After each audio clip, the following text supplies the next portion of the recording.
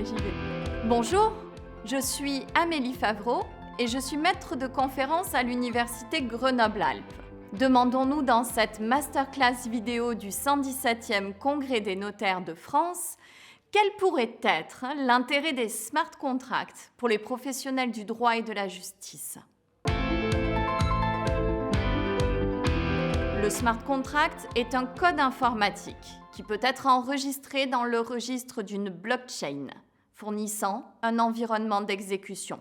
L'exécution est déclenchée par une transaction et le résultat est soumis au consensus des nœuds sur la blockchain avant enregistrement dans le nouveau bloc. Le smart contract n'a rien d'un contrat au sens juridique du terme, même s'il peut, le cas échéant, être utilisé pour traduire en langage informatique une clause d'un contrat écrit dans un langage naturel pour l'exécuter de façon automatique.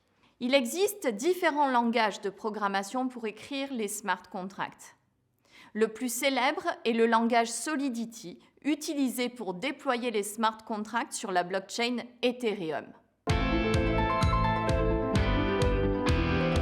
Coder des fonctions pour qu'elles s'exécutent de manière automatique n'est pas nouveau et préexiste à la blockchain. Avec la blockchain, les smart contracts ont simplement trouvé un nouvel environnement en profitant des caractéristiques de cette technologie. La décentralisation, l'immutabilité, la confidentialité, l'intégrité, l'authenticité, la non-répudiation et le caractère auditable. Les smart contracts vont donc reposer sur ces potentialités de la blockchain et c'est par exemple le caractère systématique et immuable de l'engagement qui peut être recherché pour améliorer l'efficacité du contrat. Intégrés à la blockchain, les contrats s'exécutent de façon sécurisée, publique et fiable, sans l'intervention des parties, qui peut être particulièrement utile en cas de mésentente. Toutefois, j'aurais tendance à dire que selon les situations, tous ces avantages peuvent aussi être des inconvénients et qu'il faut utiliser le smart contract dans les domaines où il est pertinent. En droit des contrats, pour que le smart contract change l'exécution de la relation contractuelle, il faut qu'il soit accepté par les professionnels. Et pour cela, nous devons travailler à créer un cadre d'utilisation juridiquement sécurisé et techniquement fiable. En dehors des cas d'utilisation dans l'optimisation de la relation contractuelle, le smart contract en tant que code informatique sert à faire circuler de la valeur sur une blockchain entre différentes parties prenantes. Ainsi, le smart contract permet de faire circuler des crypto-monnaies ou des jetons. Les plateformes financières qui utilisent des smart contracts dans les flux financiers sont une réalité en pleine expansion. Les smart contracts peuvent aussi servir à faire circuler des jetons ou tokens qui peuvent être fongibles ou non fongibles. On en entend beaucoup parler en ce moment dans le domaine artistique. Dans cette hypothèse, le jeton est un bien incorporel qui représente numériquement des droits. L'éventail est alors infini. Le jeton peut représenter un fichier contenant une œuvre numérique, un titre foncier ou des diplômes. Il faut alors un smart contract pour déployer le jeton sur une blockchain et il faut un smart contract pour le faire circuler. En conclusion, le smart contract recouvre des réalités et des potentialités très variées.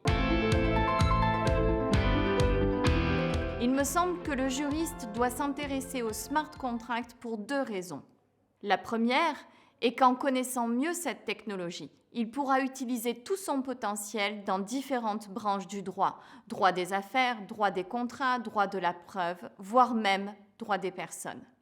Il sera également en capacité de déterminer les situations juridiques pertinentes pour déployer des smart contracts.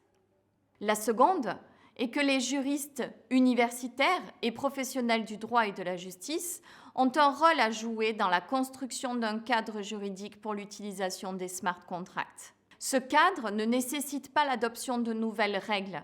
La flexibilité de notre droit peut embrasser ces nouveaux outils juridiques. Et ce cadre aura un facteur rassurant et contribuera à l'essor des smart contracts.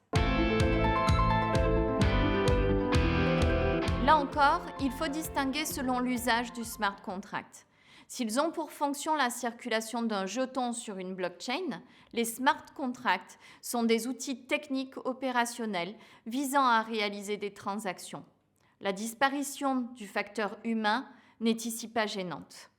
On pourrait rapprocher ces transactions d'opérations bancaires automatisées. Si le smart contract est utilisé comme un outil au service du droit, de la relation contractuelle ou de la justice, il est alors indispensable de ne pas faire disparaître le facteur humain.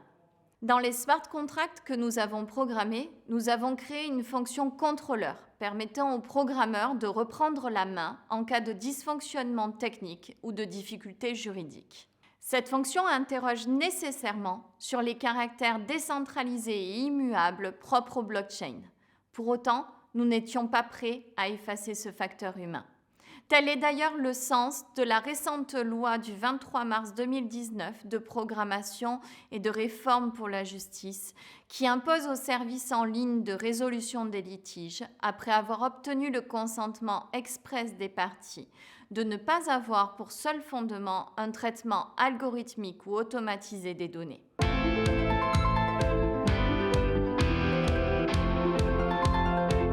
Une équipe pluridisciplinaire, informatique et droit, et mixte, universitaire et professionnelle, a travaillé à la sélection de 5 clauses. Nous avons privilégié le droit des affaires pour sélectionner les clauses. En effet, les titres de société peuvent aisément être représentés par des jetons sur une blockchain et circuler grâce à un smart contract. Pour que le smart contract soit un outil optimal de la relation contractuelle, nous avons choisi des clauses simples, la clause d'option, la clause de vente à terme, la clause de préemption ou enfin la clause de buy or sell. La librairie que nous avons réalisée est une preuve de concept réussie. Les smart contracts ont été testés et fonctionnent. Nous travaillons à développer la librairie et à la proposition de nouvelles clauses dans d'autres branches du droit. Vous pouvez retrouver d'autres masterclass et toutes les informations relatives à la 117e édition du Congrès sur le site web du Congrès des notaires de France. Merci à toutes et à tous pour votre attention.